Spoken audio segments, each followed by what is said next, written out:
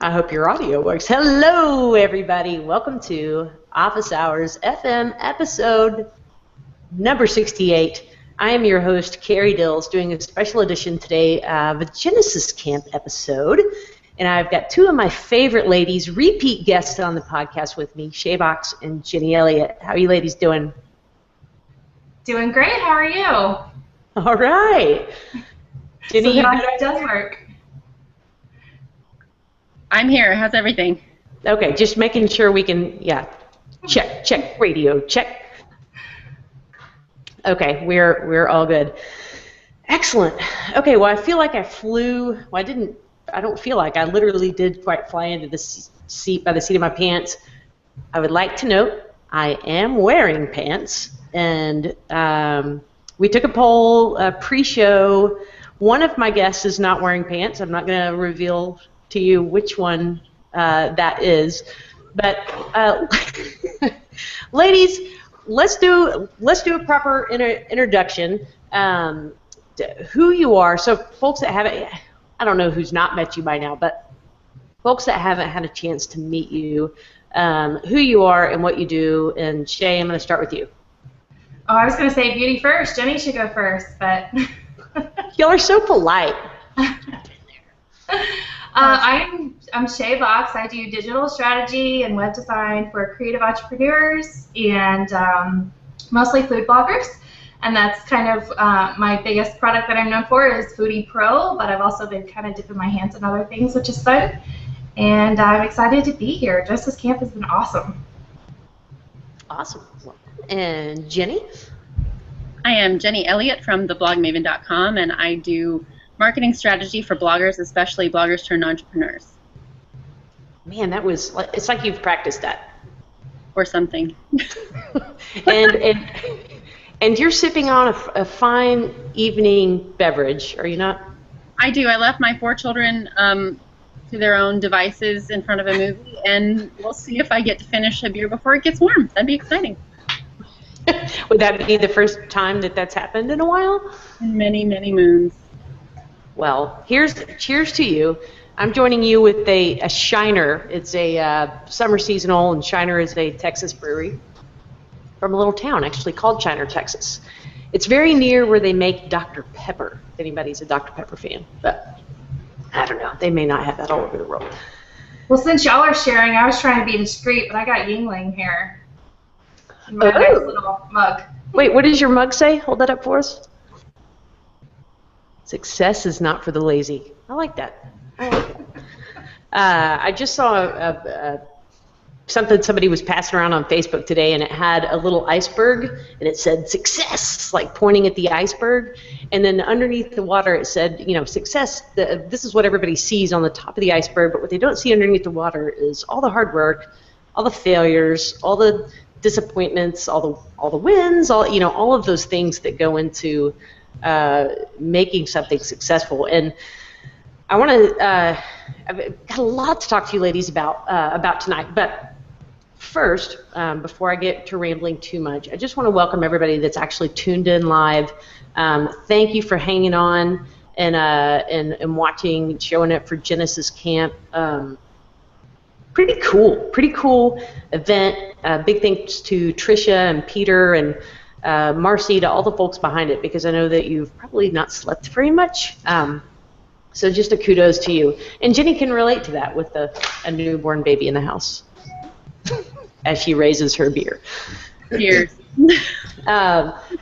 So did you not have a backup? Because you may be able to slip in a couple before they get warm. I don't know. Unfortunately, this is one and done tonight. I wish I had more, but I figure 1 hour party's not too bad. Okay, well, it's not too bad at all. If this is your first time ever tuning in to Office Hours FM, thank you. Started this podcast a little over a year ago, and it was originally called Genesis Office Hours, and since then it's evolved somewhat to not just focus on Genesis, but more on the business of WordPress.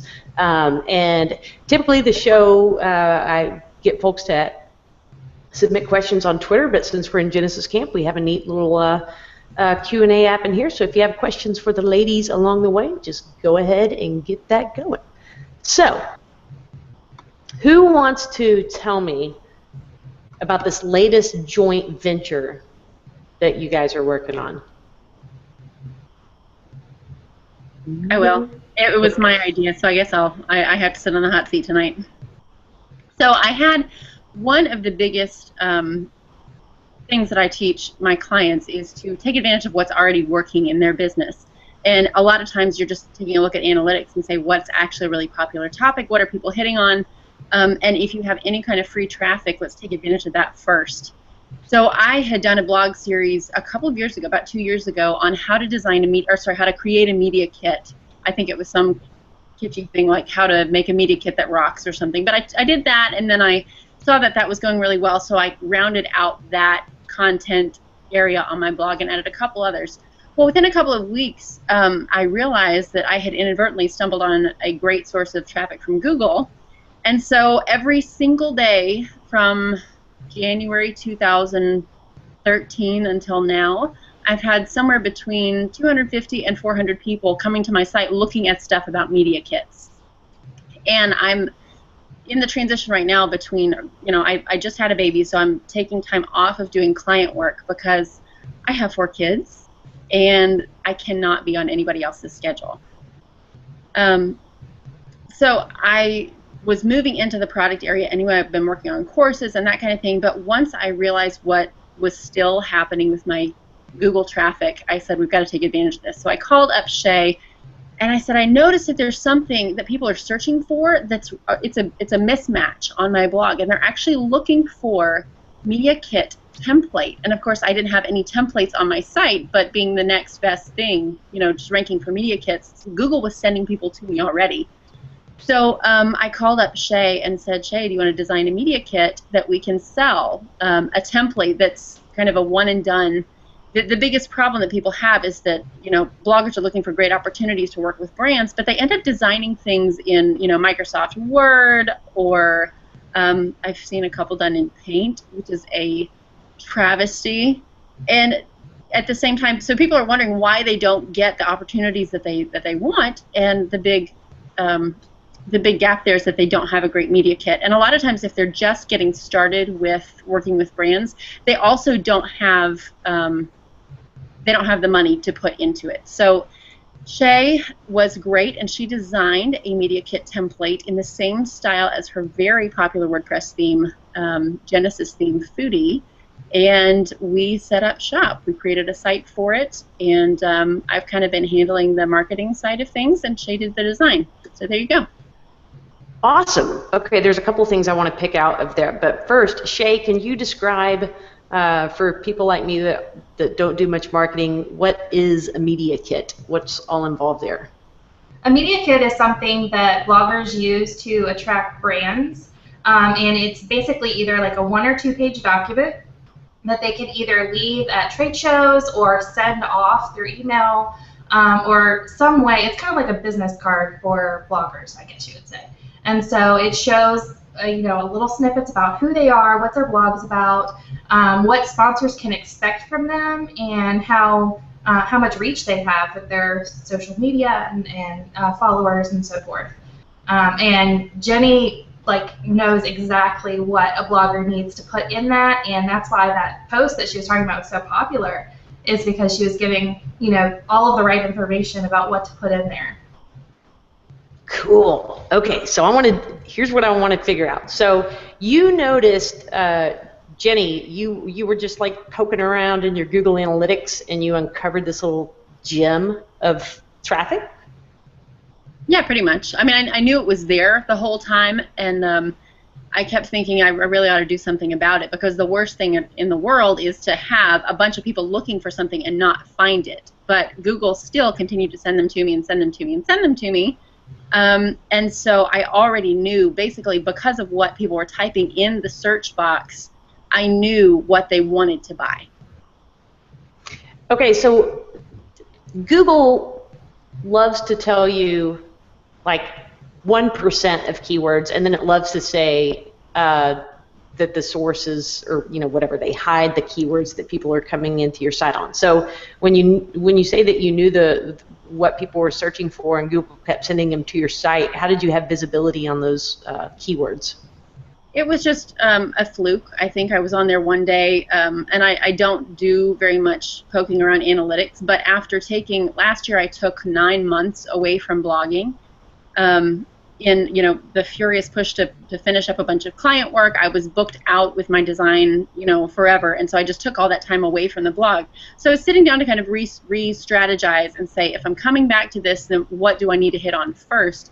And that's when I just saw that actually I think it was in Jetpack that it gives you the list of what the keywords were for that day that people had typed in, and so I knew based on analytics that all of the incoming traffic from Google was going to those 2 or 3 posts on my blog about media kits, and then I just noticed that there was a couple times people had put media kit template in there, and obviously I didn't have that.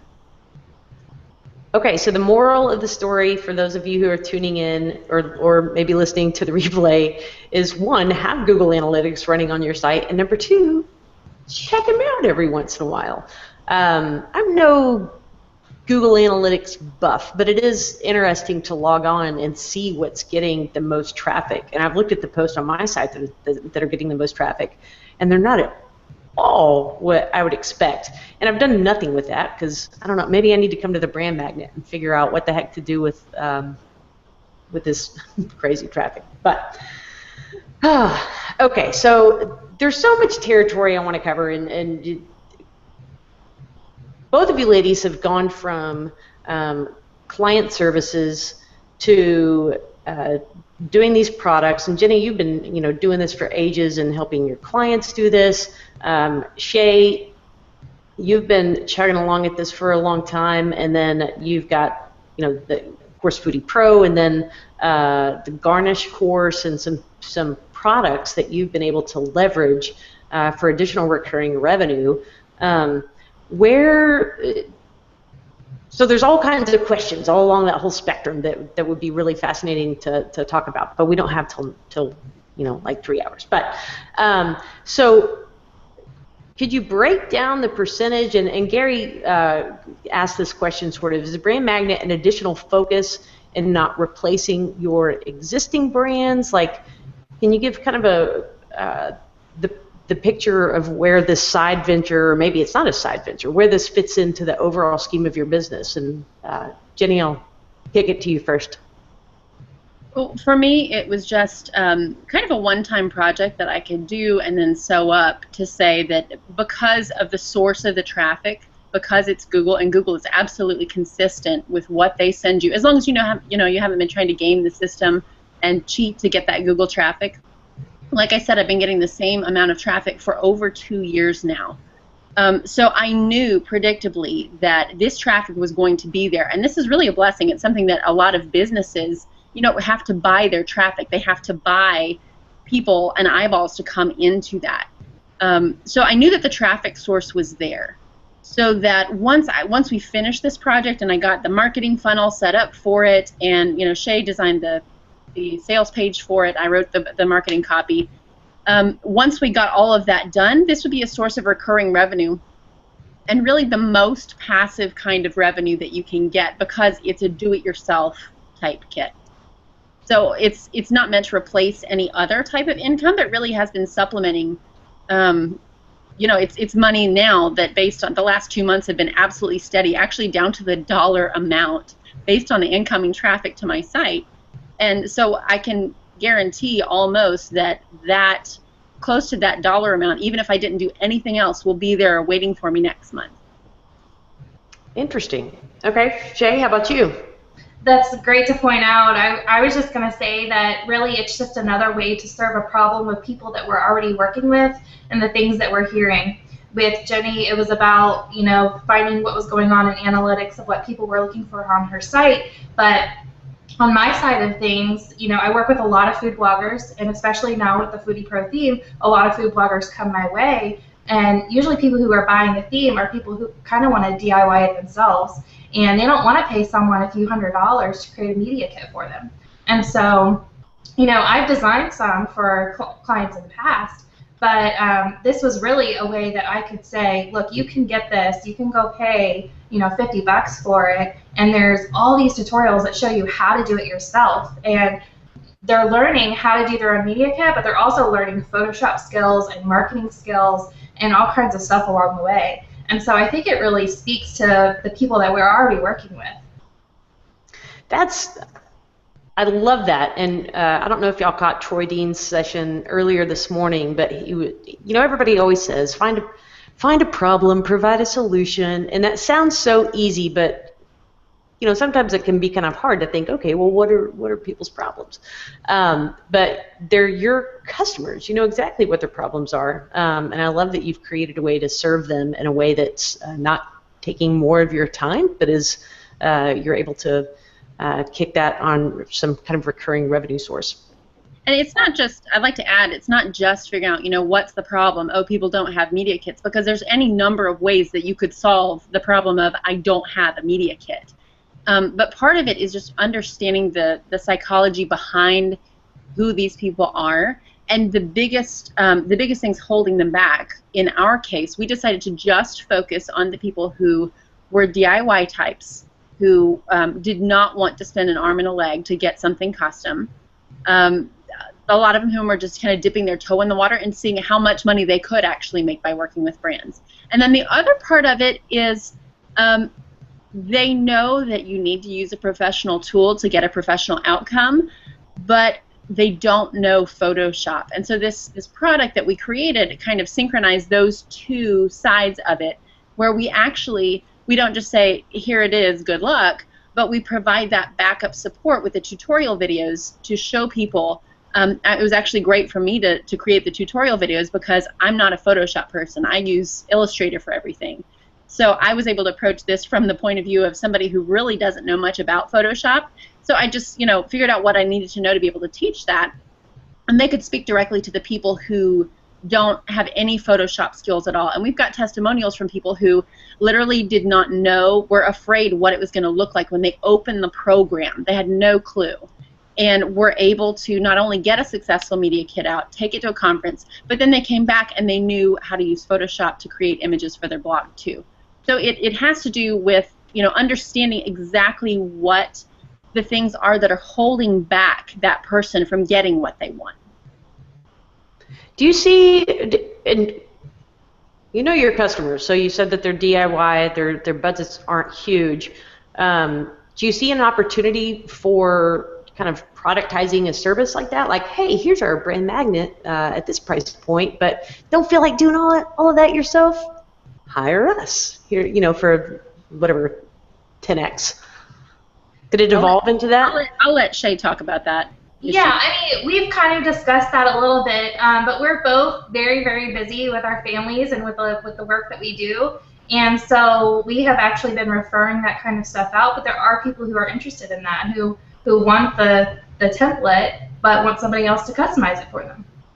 And that's the same exact thing that happens with Foodie as well. We have a whole entire service built around, okay, you bought the theme, now you know, we have tutorials about how to customize it. It's very simple, but some people just don't want to do it. They want to hire somebody to do it. And so we get consistent work in doing that for people. I'm sorry, I awkwardly left the Hangout while you were answering that question, so I kind of skated in on the tail end of it. But I think what I heard you say is that you are doing some, that does lead into some opportunities for an actual client service. Okay, so we've got some, sorry y'all. You know what, it's the end of the weekend, yeah. No, so this brings up a great point, Carrie, that it's anytime you have some kind of a do-it-yourself service, there's always going to be people who want somebody to do the work for them, because money is not the reason that they're there in the first place. Maybe they're not necessarily DIY types, but they see some kind of opportunity, but they really would just rather pay somebody to do it. So that's, in marketing terms, that's called a profit maximizer, where you can take people who are already interested in this thing and say, okay, we can provide this extra service above here, and you can just offer it to everybody. And you would have to price it at a point where it makes sense for you. Those people aren't the ones who are looking for a very cheap shortcut, because the cheap is already provided in the form of the DIY thing. But so, you know, making sure that you price it high enough to still make it worth your while. Did you actually go through and do customer personas? No, I just know my people. I've part of the intake funnel going into my blog is a question, is one that you'll see kind of bouncing all around the internet, and I did it from day one when I started my blog, which was, what is the one thing holding you back from having a successful blog? And so over the last 2.5 years, I've gotten it's above 1,300 emails from people, from subscribers that I have personally responded to. And so I know I don't have to guess, and I don't have to make up some pretend, you know, idea, oh, this is what I think a person would be like, because I took the time to ask that question in an automated way up front. I know exactly what they want. Very cool. And then when it came to setting the price point, how did you ladies settle on the magic number? Shay, you want that one? Well, Jeni came up with the price point, and then I was like, yeah, let's add $10. So, yeah. Well, I thought it was worth so much more, but go ahead. Well, the product it morphed as we were creating it, because the original idea was just to have this media kit, or sorry, this Photoshop template. And then we realized, oh, okay, if we're going to make that work, we need to do these tutorial videos. And of course, that was a big chunk of my life that I took to do the tutorial videos. And as I started thinking, I'm thinking down the sales page about how can I convey what amazing value is going to be in here. I said, well, what if I just took an extra couple days, which, because I have 4 kids, turned into a couple weeks, but took an extra little bit and added an email series onto the end of it that actually teaches them principles behind working with brands. And so we just build it as, working with brands email course, from making the pitch to making the money. And it's literally a 5 email series. It's about 1,200 words each, not super long. It's kind of like writing 5 articles. And so we tacked that onto the end of it. And when I did that, Shay was like, okay, this is not a $30 or $40 product anymore. This is like a $60 product. So it was kind of once we had been through understanding what the full value of it was, that's what, the price came kind of organically out of that. And I've heard from a lot of people that we should have it a lot higher, but I'm comfortable with it there because of the skill level of a lot of the people who are using the brand magnet, and they already feel a little bit hesitant to buy in the first place because they don't trust themselves. Interesting. Is there any sort of community behind it of the folks that have bought Brand Magnet, like, or even remaining connection to you ladies in terms of follow-up? I've had, I send out an automatic email to get testimonials that goes, on the tail end of the whole email series and everything. And so I've been doing the customer support on this one, and just the emails back and forth. Let's say somebody got locked out because they didn't download it in the, expiry window. I've had some nice back and forths, and so a couple people have sent me their kit, but my feeling was that this was not the type of product to create a community around, mainly because we don't want the perception that every single person has the brand magnet, because then you're not different from anybody else. So in this case, we decided to say, I don't want to say X number of people have already used this and are doing it today. It's kind of more an independent thing for people to feel like, oh, I've got a leg up on all the competition. Nice. Jeni, would you like to take over hosting the Office Hours FM podcast? No, I don't. You're both of you ladies. I mean, my gosh, just wealth of information. We've got some questions here that, let's see. Oh, good. You took a sip of your beer before it's getting warm. A fantastic question from Peter, which quite a few folks have voted up. When you work in a joint venture like this, how do you set up the business? Do you run it under one of your companies or set up a new one? I mean, that can be kind of sticky. So how did you ladies agree on an arrangement? And yeah, Shay, kick it off. Well, we actually, Jeni, when she approached me about it, she was like, I think we could split this 50-50 and we could each get really something out of it. And we both kind of put work into it, and we probably didn't do it the legal way we should have, but Jeni was just kind of like, look, you're a good, honest girl, I'm a good, honest girl, let's just do this. And now at the end of every month, Jeni has like an awesome spreadsheet listed out with like how much sales she's gotten and what all the expenses were, and then in the spreadsheet it divides it in half, and I send her an invoice for my half, and that's just kind of how we've played it out, kind of like a subcontractor situation. But there's a ton of different ways you could do this, and so I think everyone should explore it for themselves and find out what's right in their situation and in their case. Jeni, did you want to piggyback on that? Well, just one of the reasons that I approached Shay without having to have a bunch of upfront contingencies and you know, hammering out too many details is that I trust her, because her reputation has gone way before her. She's really well respected, and everyone knows that she's honest and you know, just a decent, good businesswoman.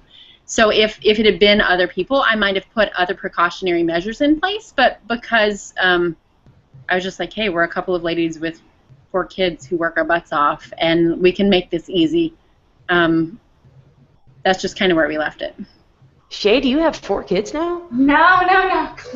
3 for me. I was like, wow. Jeni, you just 1 million children. When there's so many, it's hard to keep count. That is very true.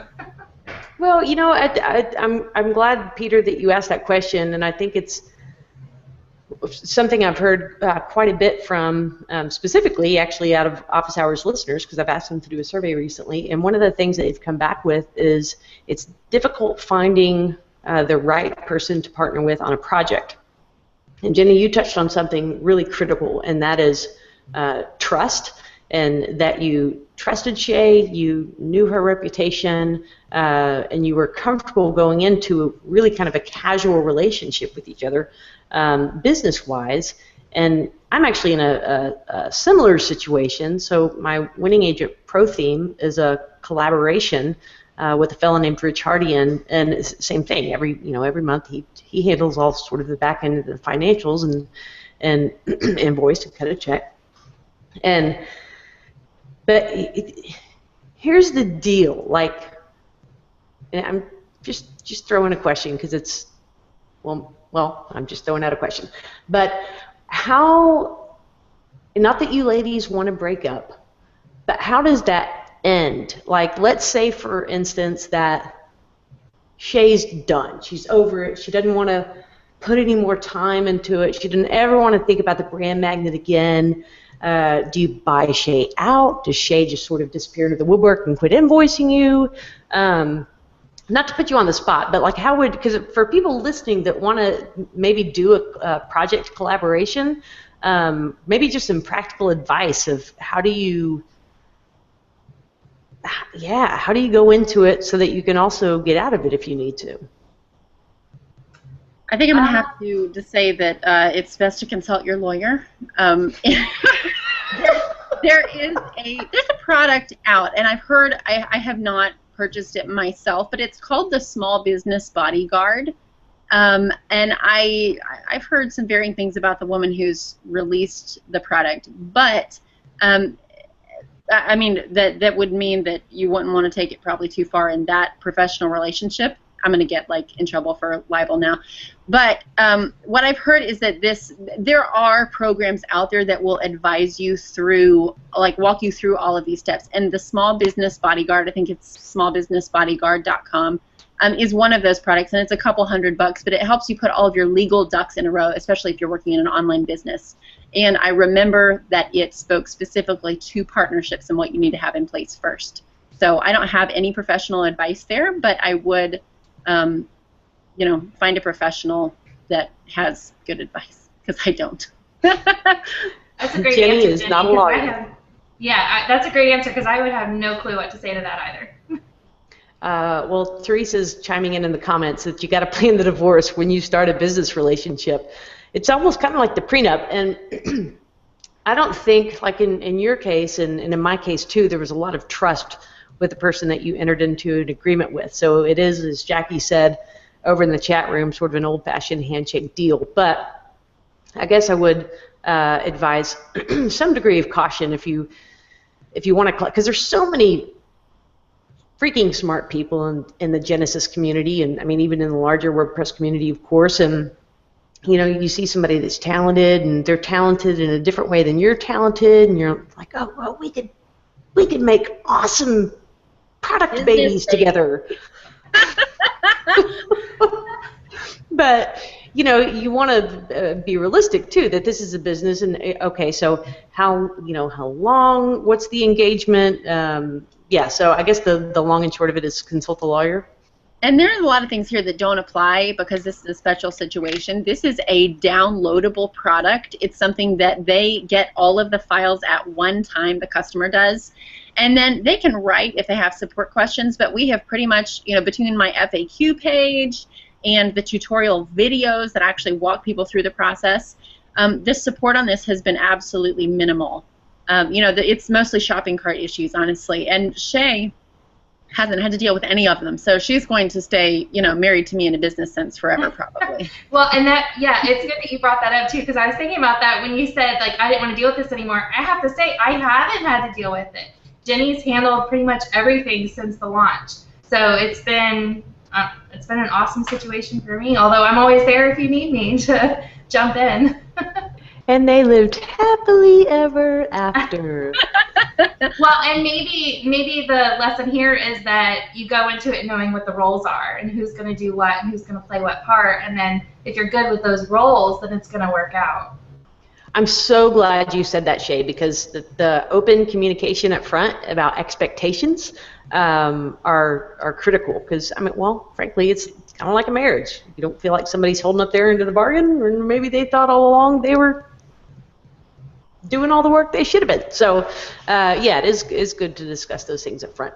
Okay, we can stop with the marriage analogies, and you two ladies are free to live in product bliss as long as you may.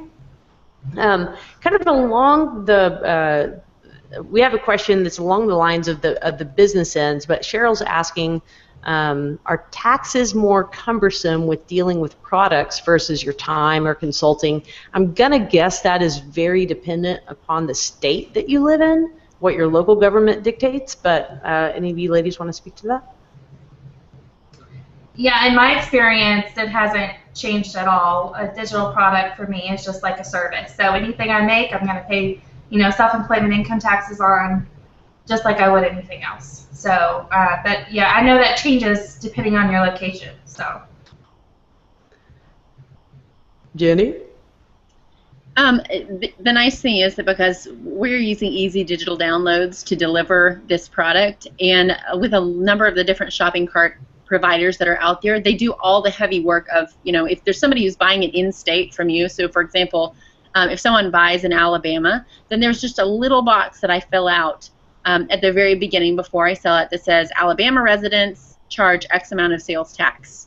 And because the tax on digital products is going to start rolling out very soon, I think it's by the end of 2015. So, but it's something that your shopping cart provider already handles for you. But it's important to be aware of what's required in your state and pass it on. So Shay and I, the way it works out is with this spreadsheet, I take out, like, PayPal fees come out first before we do the split. So neither one of us, like, I'm not having all of the PayPal fees, for example, or all of the taxes or whatever come out of my half of our relationship. We get all of the, you know, off the top expenses out of the way first, and then we do an even split after that. So it's just a matter of knowing what's required in your state, and that's as simple as doing a little Google search. That sounds pretty much like California. Take the expenses off the top and then split it down the middle. That's right, guys. I'll be here all week. I'm glad that we're talking about the taxes, and thank you, Cheryl, for bringing it up, because when I first started into business. I got my registered my first DBA, I guess back in 97 or 98, and I knew nothing about taxes. I didn't know I needed to collect them. I didn't know I needed to report to the state. I was thinking on a federal level, but was not at all knowledgeable about what was happening on the state level. And this circled back around to bite me, sadly, more than once in my early days. Once for charging tax when I wasn't supposed to and had to refund a bunch of tax to some others. And the other was when I had a business that I was no longer, a DBA that I was no longer using. I stopped filling out the annual tax doohickey, and all of a sudden I got hit with a $50 fee, and I was like, what, $50 fee? Why do I need to submit a tax? The business is not even in business anymore. Well, you got to tell them you're not in business anymore. So, yeah, the key lessons that you learn along the way. But do check into your state taxes or your colony, or I don't know, whatever you are. If you're, not. I don't know what. Go ahead. Sorry, I just insulted every non-U.S. listener. We were talking about colonies earlier with your imperial leader charges you taxes, then you need to make sure that you pay due deference. Make sure that you get that cash into Nero, because the Romans are serious about their taxes. Oh my gosh, nobody's taken us off air yet, so I guess we can carry on. Excellent. Well, I'm sorry. I don't know what Shay would have to say to this, but a big transition happened in my business a few years ago when I finally decided. I'd always known that I should use an accountant because I'm registered as an LLC, so you file your taxes the same way. It's like having a sole proprietorship, and it means that everything looks like it's going into your pockets as the single business owner. So that kind of left a big tangle of messes, and I was worried sick that I was leaving a bunch of money that I was giving Uncle Sam more than he actually should have. So I don't know what my perception had been before, but I just had this idea that, it's going to be really difficult to do, or it's going to cost me a buttload of money, and I need every cent that I can keep for myself. But literally, it was like $300 to have somebody prepare my taxes, to have them print out the forms for my quarterlies, what I need to email into the state and to the federal government on a quarterly basis, what the dates are, so that I know that I have all my ducks in a row, and that I can move that off of my plate and out of my brain, so that there's somebody who's a actual trained professional who's in charge of managing, what I owe and what I don't know, so that 5 years down the road, if I'm audited, I have my rear end covered very nicely. Word. If you're listening and you are new in business, or you're just starting out, or maybe don't have your ducks in a row, we're creatives, we're developers, we're doing all these things, and the last thing we want to do is think about the keeping the books, so to speak. But man, hiring that accountant is money incredibly well spent. I think I spend around $300 a year as well. Just for tax prep and being neat and keeping all your receipts and being organized. It takes a little bit of extra effort, but if you keep on top of it every month, it's really not that bad, and it'll save you a lot of potential heartache. That was a hard lesson for me to learn, because I actually wasn't paying enough taxes when I first started making money, and it came back to bite me in the butt, and I'm probably going to owe the IRS for a while. So it's good to go ahead and, I say, get yourself an accountant, get yourself a bookkeeper, and even put yourself on payroll in order to make sure you're staying up on things. And I've recently gotten into that, and I feel like so much more relief that all of that stuff is taken care of, and you don't have to sit there and worry, when are they going to come get you, for everything, because there's so many rules, you don't know what you're doing. Seriously, and Brandon Norcross is going to probably shoot me for saying this, but if you know the Norcrosses in the WordPress community, Bree, even though she's not doing it full-time now, does have a background in accounting, and if you ever have questions, she is available for hire. I've consulted with her a bit, and so there you go.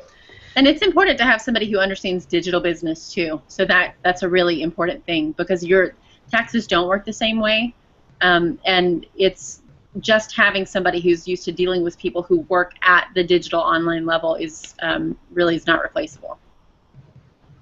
Truth. And as Gary was asking in the chat, what about EU VAT?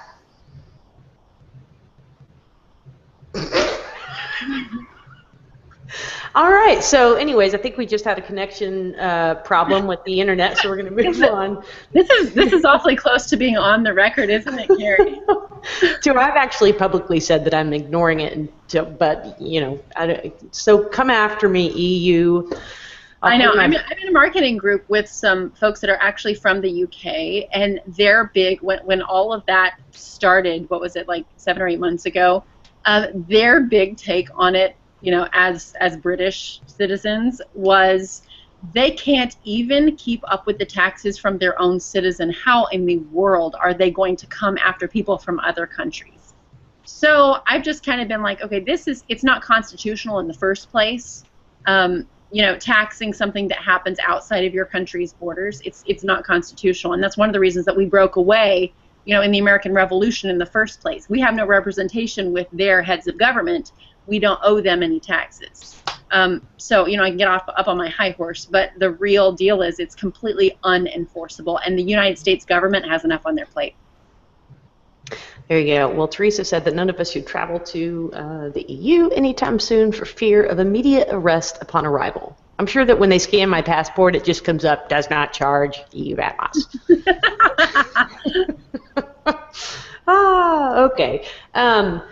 Back to, if we can circle back around to the question of this joint business partnership. Jackie had a question. Let's see. How would you approach if you did not? So, say you didn't have something in place originally, and then you decided that you wanted. Let's see. You wanted out of that partnership that you did not have a formal agreement on. How would you approach valuing it? So, let's say, Jeni, earlier I picked on Shay, so now I'll pick on you. But let's say you're like, oh, I've got 18 babies. I can't do this anymore, and I want to get rid of the brand magnet. So, how would you value your ownership, your 50% ownership in that, and then basically have Shay buy you out? Well, I would take a look at what the roles had been first to say, you know, what is the amount of ongoing work that is associated with that part in the partnership, and if you're actually if their participation in this partnership terminates a bunch of extra work that they have to do, then it's a different story than if, like in our situation, I've been handling pretty much everything because there's not much at all in the first place. You know, Shay, I would have a hard time coming to her and being like, hey, you don't really have anything to do, but I just want all the money from here on out, because that's not what you agreed on in the first place. But there are business models for, you know, how to estimate the value of something. You could take the last 3 months worth of revenues and say, okay, I'll pay you out for 6 months worth of revenues or a year worth of revenues or something like that. There's not one set model. It's really about negotiation. I think the biggest part would be how you approach it with the person, your reasons behind it, and making sure that you can keep a level of just respectful professionalism throughout the whole thing. Good, like not insult them by saying, you've got 18 babies, you can't handle a product. Which is completely possible. Okay, I've managed to somehow offend all of our international customers and working moms that are working their tails off. So, yep, pretty much you can yank me off the air any No, because I have 4, and if I had 18, then I probably could not do anything besides, like, breathe and pee every day. That would be, if I had gotten both of those done, I'd be like, check, that today's a success. I would not be running my business if I had 18. There you go. Todoist. I don't know if any of you use that tool, but it's a little digital to-do list. That sounds ridiculous, but I love it. It's one of my favorite tools for kind of keeping track of what's going on. But if Jeni used Todoist, all it would say on hers is breathe, pee. Breathe, pee. She'd set it up as a repetitive task every day. So I feel confident that you could master that. So, Well, you know, pee's, once you're a mom, like, even going to the bathroom by yourself is completely not standard. It does not come standard with the baby. Like, and mine just started crawling, and I went in for the first time today, and I left the door open just so I could, hear what was going on out there. And here she comes, just ambling on in, saying, "Hey, Mom, what you doing?" And I'm sitting there being like, it's going to be 3 years before I get to pee by myself again. So, peeing and breathing, you have to feel successful if you can do both of those. It's not a given. Even with 4 kids. And your imaginary 4th child, Shay.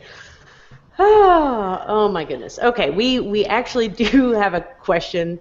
And by the way, it is confirmed that Jeni is the guest on the podcast that's not wearing pants. Emily is asking, any plans for future products or additional variations or styles of the media kit? Shay? Yes, I do hope that we will do that. I think we've kind of been settling into things and seeing how things have been going lately. But we have talked about doing some more styles, and I know Jeni has plans for that as well. Did you want to elaborate? Well, it's a matter of seeing, what are the gaps currently. I took a look at somebody's media kit after, they had kindly sent it for me to look at, and, I think I promised in the email to them that if you send me your media kit, once you finish, then I'll give you a high five and cheer you on, as you move on to your next thing. And so I get to see what people have done with it, just on a couple. Most people don't. But I noticed that it's not ideal for people who have like a square aspect ratio or even a portrait aspect ratio for their logo. Our product is better suited for somebody who's got it horizontal or for somebody who just wants to type it out in text. So being aware of how people are already using it, that would be the next step for that particular product. Now, we both have a bunch of other things going on, and this one's making plenty of money, so I'm not planning on, jumping the gun on this one. Okay, a couple of follow-up questions on that one. One, if I were to pop over, by the way, what is the URL? Is it just brandmagnet.com? Thebrandmagnet.com. Thebrandmagnet.com. Do you say who the product is not right for so that people can sort of self-select if it's not a good fit for them? I think most people weed themselves out just based on being how comfortable they are with using Photoshop or the possibility of learning it. What I was saying about it not being ideal for those people with a square aspect ratio on their logo, it's not a big deal. They can move part of it down.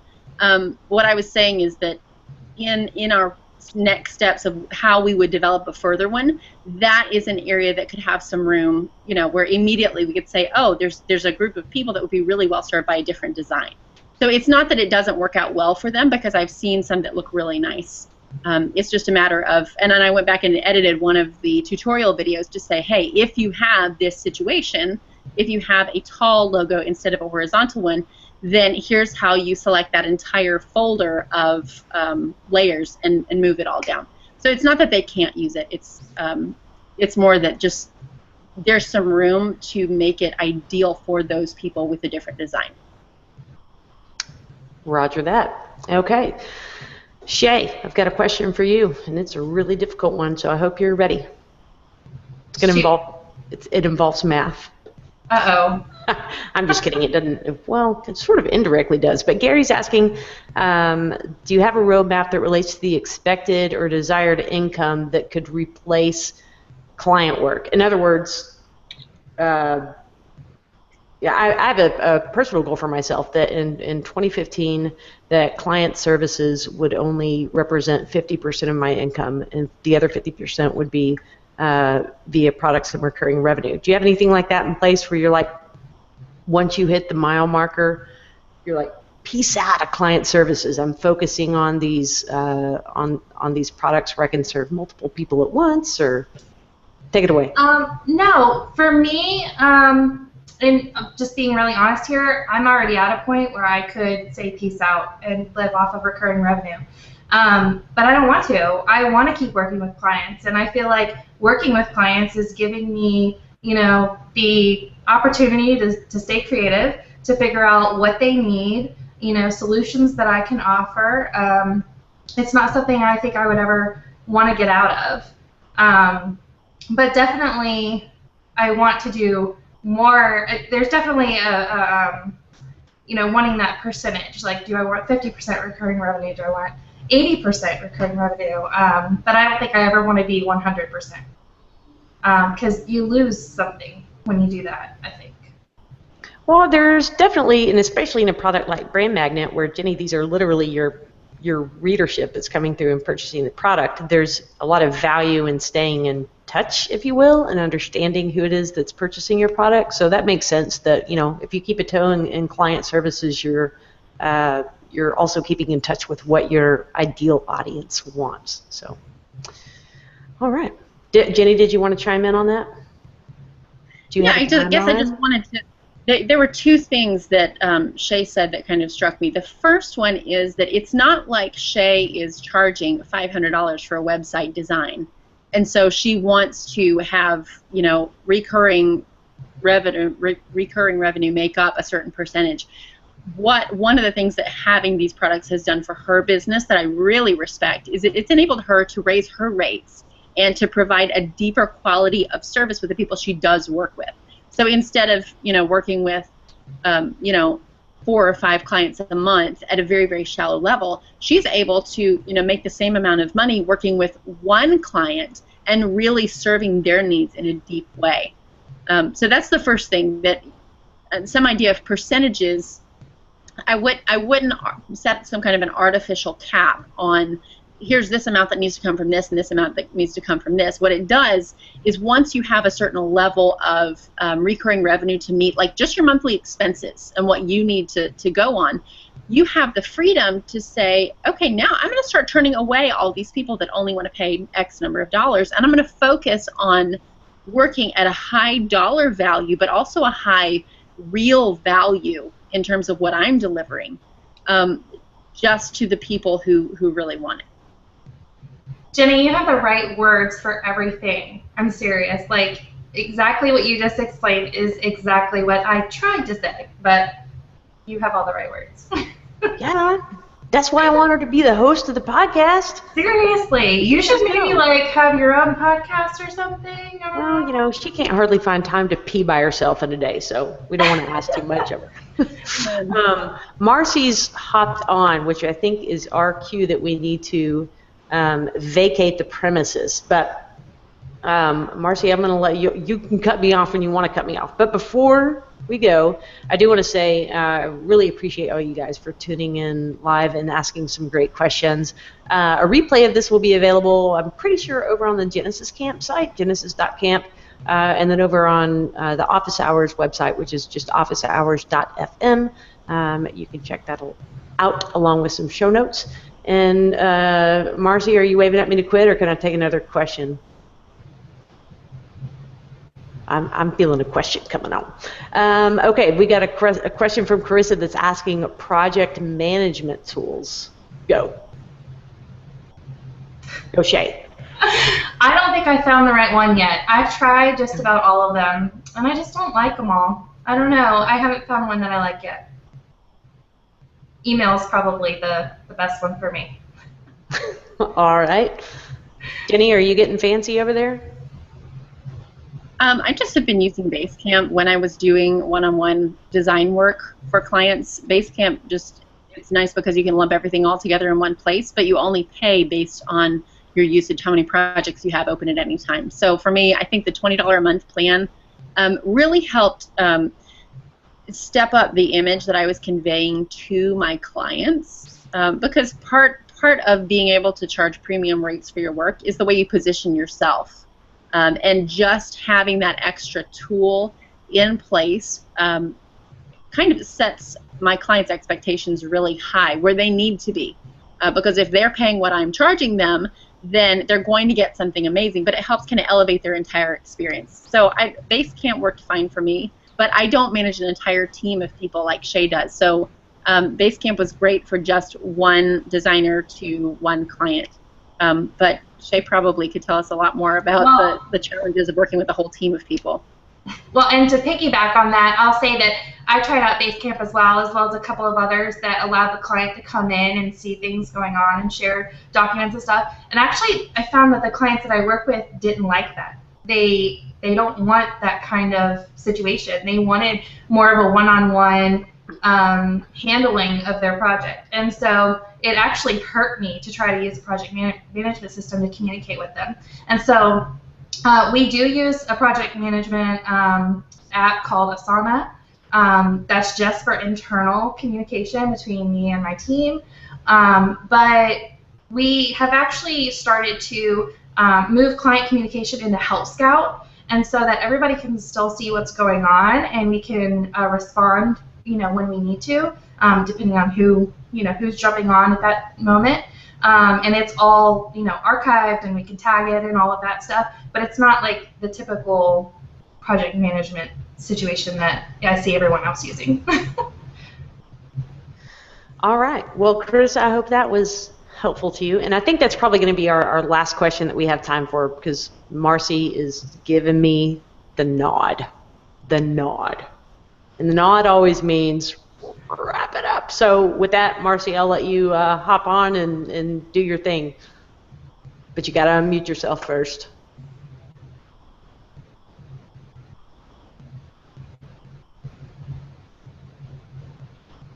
Yeah, you're still muted. As long as you're muted, I'm going to keep talking because I kind of like the sound of my own voice. Oh, whoop, there you are. There I am. Thank you, ladies. That was really, really a good talk. I appreciate you, Carrie and Jeni and Shay. Yeah, I think we all learned a lot about business and how to think up products. But I'm sure your products helped a lot of people. So thank you. Our pleasure.